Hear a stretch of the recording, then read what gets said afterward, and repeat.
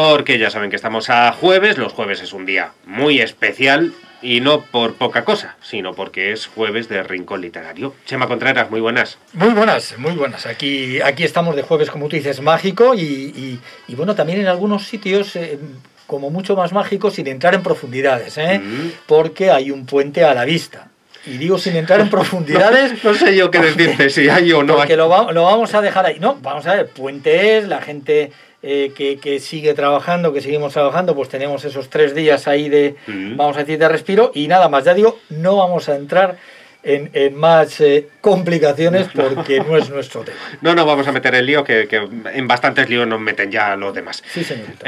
Vamos a saludar ya a nuestra invitada de hoy, que es Susana Herman, editora de Maeva. Susana, muy buenas tardes. Hola, buenas tardes, ¿qué tal? Muy buenas, Susana. ¿Qué Muy tal? buenas. ¿Qué tal todo por ahí? ¿Desde dónde estás cerquita de nosotros? Yo estoy en Barcelona, concretamente en Vilafranca del Penedès. Ajá, madre mía. Que estoy un poquito lejos, pero muy cerca. Sí. Muy cerca, sobre todo en cuanto a esa sensación que decía Chema de que no sabemos ni si vamos para adelante, para atrás, si podemos salir, si podemos entrar. Estamos aquí también a la espera de que, bueno, en unos minutitos también nos hablen de nuevas restricciones. Claro. Pero en fin, bueno, vamos a hacer un paréntesis, creo necesario para hablar de otras cosas, porque es que creo que lo necesitamos todos. Menos mal que no te hemos llamado para hablar de esto. No, es que necesitamos hablar de otras cosas más, claro, bueno, pues también que necesitamos pues abrir un paréntesis y volar un poquito, y volar un poco de esta realidad tan rara y tan extraña. Chema, cuéntanos también por qué llamamos a Susana. Pues mira, llamamos a Susana en primer lugar porque queremos hablaros de El segundo jinete, una fantástica obra de Alex Beer que nace en Bregenz, en Austria, y tengo que confesar que lo positivo, lo bueno de la novela negra muchas veces, o de estos thrillers, es que cuando hablan de las localidades, de los sitios, de las ciudades, de las épocas, de los tiempos, nos muestran una sociedad que yo creo que es la real de aquel momento y nos enseña a entender y a conocer, ¿no? Porque aquí en esta novela, y ahora entramos más en profundidad, Susana, nos viaja hacia la Austria de 1919. Ajá. Y es que yo no tenía ni idea, lo confieso, que Austria estaba en una situación como la que nos describe Alex Beer, que además al final del libro pone una serie de datos históricos donde la novela tiene muchos datos reales, ¿no? de la época. Sí, bueno, de hecho, justo ayer y antes de ayer tuvimos un club de lectura vía Zoom con Alex Beer, ella estaba en Viena y nosotros estábamos aquí, ¿no? Y fue muy interesante porque esto que tú comentas, también los que participaron en el club de lectura también hablaron de este tema y además, bueno, ella se extendió mucho más, nos pudo explicar un montón de cosas. Ella es historiadora, con lo que, claro, esto siempre añade un punto de interés adicional a la novela porque está muy bien documentada. Estuvo documentándose un montón de meses en la biblioteca nacional y bueno, estuvo ahí enterrada entre libros y bueno, pues ella también tenía este interés por adentrarse en una época, nos lo explicó también en directo, que es muy desconocida en el sentido de que nos hemos ocupado más de la Segunda Guerra Mundial, tanto a nivel de ensayos, por ejemplo, como a nivel también de ficción, en cine, en novelas, porque lo tenemos más cerca y de alguna manera, bueno, estamos muy familiarizados a nivel de ficción con la Segunda Guerra Mundial, el Holocausto, todos estos temas. Pero la Primera Guerra Mundial es la gran desconocida. Y todo lo que sucedió, los crímenes también de guerra que hubieron, que nunca se llegaron a juzgar, creo que se llegó a juzgar a tres criminales de guerra y luego después se acabaron absolviendo a estas tres personas, que si no conocemos mucho, porque la Segunda Guerra Mundial ha solapado la Primera Guerra Mundial. Sí. Por eso la Segunda Jinete es tan apasionante, porque de una manera, a mí sin darte cuenta, ella también lo explicaba, ¿no? Que ha intentado hacerlo de esta manera, y además de que es una novela de intriga, en la que hay un asesinato, en que hay una investigación, aprendes muchísimo, sin darte cuenta. Y te crea todavía más curiosidad por saber más. Y esto es fantástico, lo ha hecho de una manera increíble. O sea, me encanta cómo escribe, es fantástica. Es que escribe muy bien, se lee muy ligera, muy rápida, no es una novela que sea pesada, es muy dinámica y además los personajes, aunque no hay una gran cantidad de personajes, que hay en algunas ocasiones que coges novelas y sobre todo históricas, ¿no? Y esta yo la metería dentro de esa categoría, no me salía. Entonces, ¿qué es lo que sucede? Hay veces que te pierdes a lo mejor con tanta cantidad de personajes, ¿no? Y tienes que volver un poco. Aquí, sin embargo, se hace muy fluida, los personajes están muy bien, son muy reales y ya digo, todo el entorno de aquella Austria y con ese personaje, ¿no? Ese personaje central de ese August, ¿no? Que terminas cogiéndole un cariño especial, ¿no? Por supuesto también a su ayudante, pero... Sí. El personaje de Auguste Merrick, el protagonista, también está dibujado de una manera tan real que empatizas con él enseguida, a pesar de ese carácter un poco esquivo, pero luego al final pues te das cuenta de que es una persona con una gran empatía hacia los que sufren. Bueno, es un personaje muy complejo y la verdad es que empatizas con él y le coges cariño. O sea, cuando acaba la novela quieres saber qué pasa con su vida, ¿no? ¿Qué le va a pasar a August, ¿no? En esta época además tan complicada, ¿no? Esa época histórica tan complicada que le ha tocado vivir, ¿no? Claro, porque luego... Él consigue una cosa que lleva persiguiendo, al final lo consigue, pero eso tiene que continuar, o sea, me da igual si luego se llama el tercer jinete o el cuarto jinete, o no tiene que ver con nada que cabalgue, ¿no? Pero este personaje, este August, tiene una riqueza impresionante, ¿no? Bueno, la buena noticia es que este libro es el primero de una serie que en Austria ya lleva 4 libros publicados y que además, también nos lo explicó la autora estos días en el club de lectura virtual que hicimos, se está convirtiendo, está trabajando para que sea una serie. O sea, los derechos ya están vendidos y se convertirá en una serie de televisión. Fantástico, tiene fantástico. Potencial, es que tiene ese potencial que todos los lectores han visto y que también los productores de series se han dado cuenta de que es una joya que hay que explotar en todos los formatos posibles. Sí, porque es muy visual, muy visual. Es muy visual, es muy cinematográfica.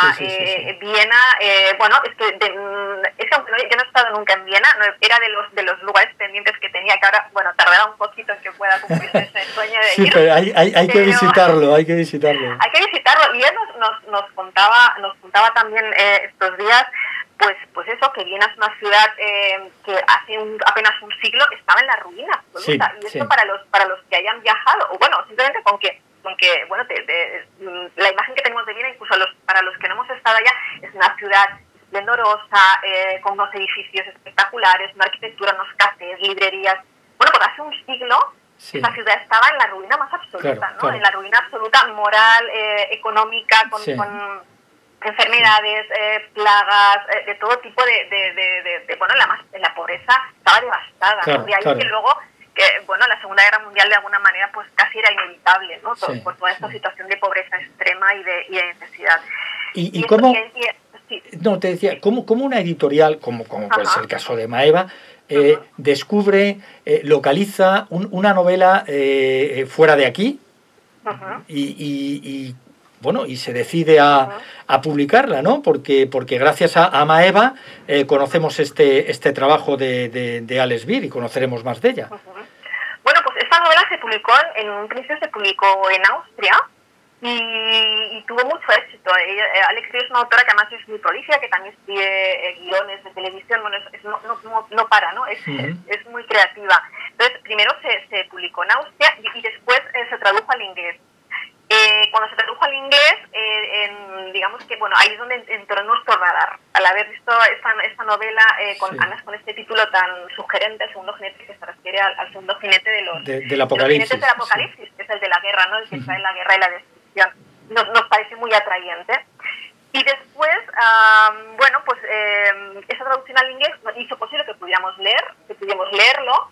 Ya lo teníamos ya en alemán, pero yo no leo alemán, entonces pude leerlo en inglés y bueno, al final dijimos, esto es una joya, tenemos que publicarlo porque tiene, digamos que entra dentro de la categoría de thriller histórico, que no es tan usual, ¿no? Ahora tenemos como más thrillers escandinavos, bueno, ¿no? De todos esos autores que vienen del norte, pero un thriller histórico nos parecía muy interesante para incorporar en el catálogo de Maeva, porque no lo teníamos, y además la calidad de la autora nos pareció que no la podíamos dejar escapar. Y creo que hemos acertado plenamente, porque los lectores, bueno, nos dicen maravillas de ella. Es eso es genial, porque Sí, te reconforta mucho. A mí me parece, Susana, muy interesante esto que nos está relatando un poco que ese es tu trabajo, el trabajo de editora, sí, pero que creo que es un trabajo que pasa absolutamente desapercibido, porque yo creo que desde fuera pues está esa imagen de que los libros los hacen los escritores o las escritoras y se publican por arte de magia, no se sabe muy bien cómo, y llega a los lectores y ya lo disfrutamos. Pero claro, es que detrás estáis vosotros, que es un trabajo yo creo que muy desconocido y del que sí que me gustaría profundizar un poco más, sobre todo por dar publicidad a lo que estáis haciendo, que es un trabajo muy importante, muy laborioso, que no todo el mundo puede desarrollar y que hace que nosotros seamos los afortunados, por ejemplo, en este caso, que descubrimos el segundo jinete en castellano y lo descubrimos gracias a vosotros, ¿no? Pues a ver, es un trabajo casi es como de, bueno, pues de búsqueda, de descubrir, de leer, de comenzar a leer muchas novelas, muchas propuestas y que al final pues que no te acaban de convencer, o a veces pues sí, pero no encajan en tu catálogo, o no es el momento, o no te acaban de saltar, ¿no? Esas páginas que no saltan, ¿no? Siempre es una de las bueno, quizá del truco, ¿no?, que tenemos a los editores, que es decir, bueno, sí, la novela está muy bien, es fantástica, y llegan muchas novelas fantásticas, realmente se escriben mucho, se escriben muy bien, pero esas novelas que al momento te empiezan a saltar, ¿no?, de las líneas, los personajes, la ambientación, los olores, los sonidos, eso no suele pasar tan a menudo, y cuando te pasa, es fantástico. Entonces dices, bueno, vale la pena, ¿no? Y esto, ya te digo, leemos muchísimo, nos llegan muchas propuestas, pero estas propuestas, eso es lo que quiere un editor, ¿no? Claro. Y para que esto llegue hay que leer mucho, hay que buscar mucho, hay que ir a ferias. Bueno, antes cuando íbamos a las ferias de Frankfurt, que hace muy poquito que tendríamos que haber estado y no ha podido ser, bueno, pues, y luego también ahí te hablan de novelas, ¿no?, otros editores, agentes literarios, y te contagian ese entusiasmo, ¿no? Yo creo que el entusiasmo es fundamental, y es un trabajo en el que te tienes que entusiasmar con las novelas para luego después poder defenderlas, poder explicarlas así como las estamos explicando ahora, ¿no? Y además también siempre con la vocación de que ese entusiasmo lo puedas luego pues compartir y contagiar, y que bueno, y que los lectores encuentren esa pasión que tú has sentido cuando has elegido esta novela para publicarla, y todo el trabajo que hay detrás luego, ¿no? Porque es traducción, de revisión, de bueno, sí, cuando tienes la suerte de cogerla en tus manos, porque yo sí es cierto que yo no soy ningún crítico experto ni nada, lo que sí es cierto que lees mucho, y cuando te cae un libro de estos en las manos, dice, madre mía de mi vida, qué placer el de la lectura. Para mí siempre, pero esto es, ya digo, es que se lee muy bien, muy fácil, aprendiendo muchísimo, como bien has comentado, y vamos, es fantástico. Yo estoy esperando nuevas entregas de esta autora, traducciones que esperamos que haga Maeva, y bueno, ¿nos leerías un poquito de la novela para que puedan... Os leo un trocito. Sí, por favor. Os leo el principio, para que los que nos están oyendo pues puedan hacerse a la idea de lo que estamos hablando. Cuando termine la... Pues comienza así, el primer capítulo, Viena, noviembre de 1919. Se oyó entre la maleza, pero él no hizo caso de la llamada. Sabía que no había ninguna persona viviente que deseara hablar con él. La voz solo existía dentro de su cabeza, junto con todas las demás. Aunque ya hacía un año que había terminado la guerra, los recuerdos de esa época no desaparecerían. Cuando cerraba los ojos, los veía tan claros ante él como si todo hubiera ocurrido ayer. Los muertos, los moribundos, los mutilados. Aún tenía en la nariz el olor del sudor frío mezclado con el humo de las granadas, pero sobre todo le retumbaba incesantemente en los oídos el estruendo de los combates, las órdenes a gritos, el fuego graneado, las detonaciones, los oídos de dolor. Todo había encontrado un nuevo hogar en su cabeza y se había adueñado de su cuerpo. No había regresado de los campos de batalla de Galicia. Pues esta es la escena bueno, que abre la novela, y entonces bueno, aquí ya puedes ver que bueno, que estamos justo después de la Primera Guerra Mundial. Viena es un soldado que bueno, que no ha superado pues todos los traumas de la guerra y que, bueno, es esa escena que abre la novela que ya, bueno, ya te hace ver que esto va a ir creciendo, van a pasar muchas cosas. Además, yo creo que es un primer párrafo de que es una invitación brutal y una carta de presentación brutal para que luego te enganches y continúes leyendo. Oye, Susana, bueno, vamos a hacer un paréntesis, si te parece. Vamos a seguir con nuestras recomendaciones literarias, con la lista de más vendidos, ya saben ustedes. Y venga, en 2 minutillos te volvemos a saludar. ¿Nos sigues escuchando aquí a la espera? Exacto, os espero aquí, perfecto. Venga, estupendo. Pues Chema, esta es la recomendación para adultos, lógicamente, el segundo jinete de Alex Beer, pero tenemos más cosas. Sí, para los peques de la casa, a partir de 10 años, y yo dejé los 10 años hace ya tiempo y he disfrutado con esta lectura. No hay que dar detalles. Bueno, tampoco tanto, ¿no? Pero tú fíjate, El secreto de las patatas fritas. Fíjate qué título. Es este libro, está editado por EDB, su autora es María Rosal y lleva unas ilustraciones fantásticas, tanto en la portada como interiores, de Noemí Villamuza, ¿no? ¿Y qué nos cuenta en esta aventura? Pues a Isaac, que es su protagonista, nunca le había sucedido nada raro hasta el año pasado, le pasó algo importante, algo que trastocó la vida a él y a su familia. Y fue exactamente el día 3 de mayo, cuando se estaba comiendo una bolsa de patatas fritas y de repente, no os voy a decir lo que encontró, os lo dejo ahí, pero fíjate cómo inicia la lectura. Voy a iniciar la lectura del primer capítulo que dice: así empezó todo, o cómo descubrí lo que descubrí. La historia de mi vida es breve. A mí nunca me han sucedido cosas raras. Nada de nada. Nunca he visto un ovni ni un extraterrestre. Tampoco me ha pasado como a un amigo mío, que una vez estuvo a punto de cazar un fantasma. Estábamos en mi habitación jugando con la videoconsola. El hambre me rascaba las tripas. Bajé a la cocina para preparar unas ricas palomitas en el microondas. Y cuando volví a mi habitación tan feliz y lo encontré pálido, medio desmayado en el suelo, entonces me dijo: pero es que he visto un fantasma. ¿Y tú dónde estabas? He estado a punto de atraparlo. Ha pasado con su sábana flotando por el pasillo. Sus pies no pisaban el suelo, tío. Y bueno, pues ahí está Isaac con su amigo comiéndose las palomitas, que es que a él le pica la tripa de vez en cuando y el hambre es lo que le quita del medio de muchas posibilidades que pueda encontrar. Y como digo, está editado por EDB, María Rosal, y con ilustraciones de Noemí Villamuza. Y recomendado para 10 años y los que vengan. A partir de 10 años y, como decían muchas veces, de tantos años a 99. De 10 a 99. Pues bueno, por ahí. Y mira, en páginas web para los mayores: historiasdemimarianoyyo.blogspot.com. Es una página que administra Berta Martín de la Parte, donde hay unas entradas con unas historias fantásticas, y os invitamos desde aquí a que la descubráis. historiasdemimarianoyyo.blogspot.com. Y la página de Noemí Villamuza, que es noemivillamuza.com, donde vais a ver unas ilustraciones y unos murales fantásticos que hace esta ilustradora licenciada en Bellas Artes. A mí, que además es responsable de esas ilustraciones de El secreto de las patatas fritas. Y vamos con la lista de los más vendidos, como siempre proporcionada por FNAC Madrid, que en narrativa vuelven a situar a Arturo Pérez Reverte con Línea de fuego en lo más alto, editado por Alfaguara; en De bolsillo, editado por Maxi Tusquets; Patria, de Fernando Aramburu; en poesía teatro tenemos Adiós al frío, de Elvira Sastre, editado por Visor; y en infantil juvenil, Destripando la historia, Los dioses más locos, de Álvaro Pascual y Rodrigo Septién, de Alfaguara infantil y juvenil.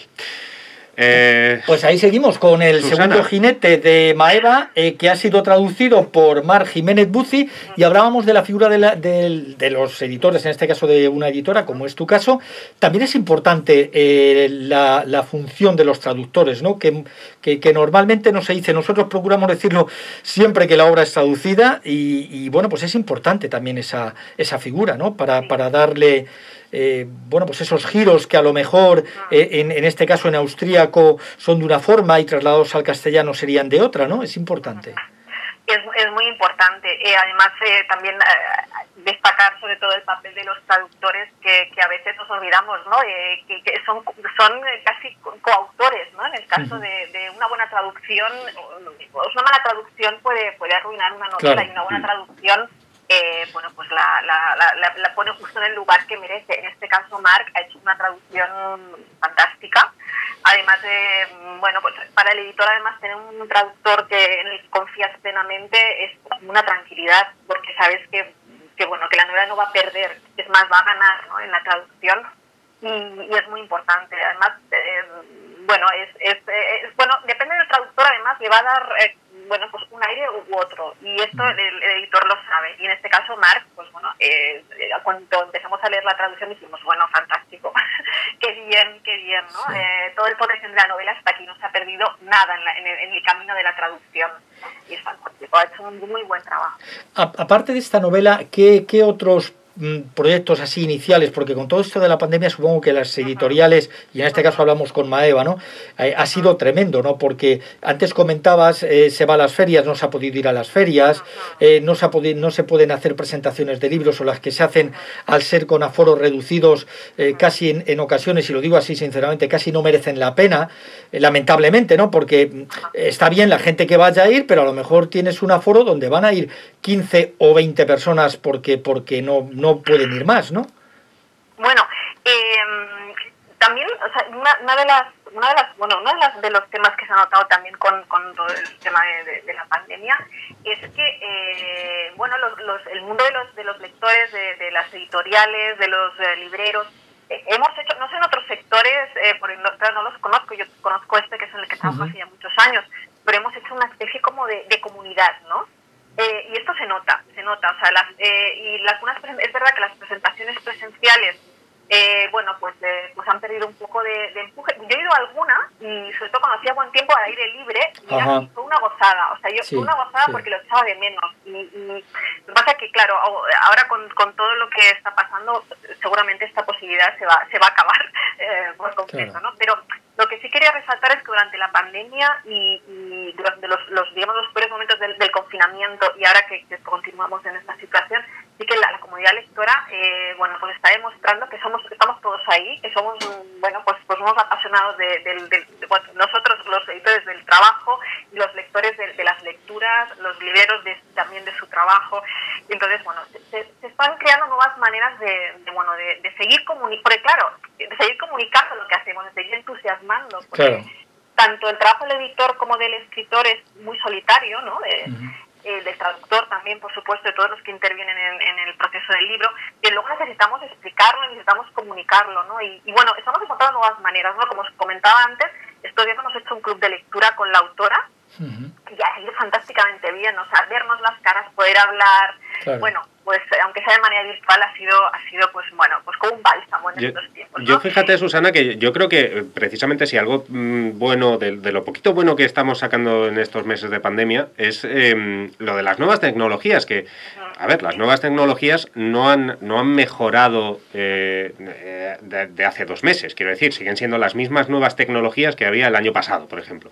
Pero parece que nos hemos animado más, no sé si a lo mejor este encuentro con Alex Beer hubiera sido posible el año pasado, con las mismas circunstancias, porque habría sido telemático, habría sido vía streaming, etcétera, etcétera. Pero a lo mejor no tienes ese chip puesto que dices, bueno, pues yo no hago un club de lectura con una autora extranjera porque no va a venir aquí y qué tontería, no voy a perder el tiempo. Y en realidad el escenario digital es el mismo, pero ahora hemos dicho, anda, pues ¿por qué no hacerlo? ¿Y por qué no contactar con gente de otros países o que esté en otros lugares? Se me viene a la cabeza el Getafe Negro, que terminaba este domingo pasado, que también ha tenido un montón de participación extranjera. Precisamente así, ¿no, Susana? Porque todo ahora en el modo virtual hace que todo sea más fácil. Sí que es verdad que siempre te quedas con estas ganas de, bueno, este club de tour, por ejemplo, la autora decía, ostras, pues me encantaría poder ir, qué pena. O sea, te quedas con las ganas del contacto con tus lectores, del contacto real, ¿no? Pero sí que es verdad que que las nuevas tecnologías nos han ayudado muchísimo. Nos han ayudado muchísimo durante el confinamiento, y ahora que, bueno, que parece ser que no vamos a poder retomar la normalidad ansiada, ¿no?